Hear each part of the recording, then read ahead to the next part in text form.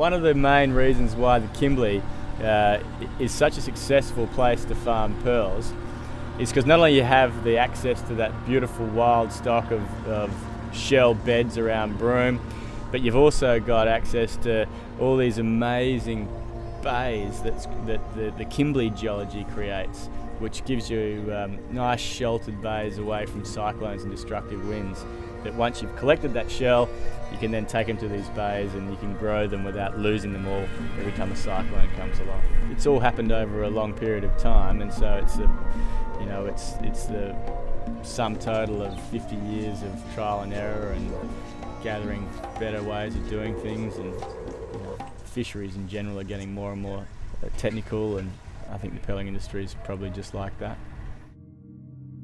The first cultured pearl farm was Pearls Proprietary Limited, set up in Curie Bay, and I think it was about 1956, and so that's when we started pearl farming in the Kimberley and in Australia.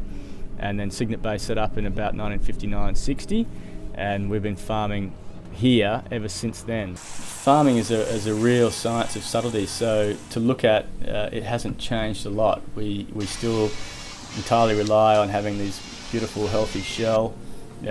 We still use a nuclei either made of mother of pearl shell or Mississippi clam shell like they did back then. We still take a bit of graft tissue from a mantle of another shell and we use that. So each shell is actually a combination of three. You've got your host, your donor, graft tissue and your nuclei, and we still generally insert that in the sort of same area for it to grow. But it's the subtleties that we've got better and better at, and over decades and decades of R&D. Instead of getting 60% retention rate, these days we'd like to think we'd get 80 to 90 or more, and instead of getting 5 to 10% round, these days we can get 20 to 30 or 40% round pearls, and so we're just understanding it a little bit more. We're constantly getting better and better at it, and now of course where sophisticated science comes into it is at that genetic level, so we're able to look right down past the absolute most fine end of our industry and the animals that we work with, and we can start breeding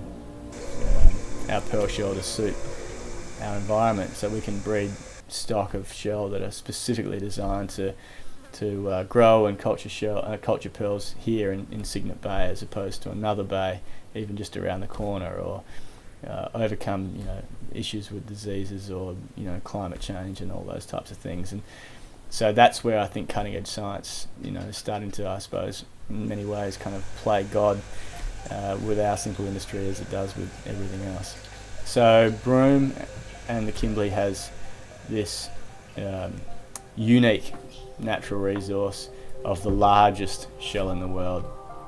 And whilst there are pockets of pink tartar maxima found through Asia and some other areas, they don't have the perfect environment for them to proliferate like we have here. That's the reason why the first industry was so successful, because there was just this enormous amount of shell that just seemed to never run out.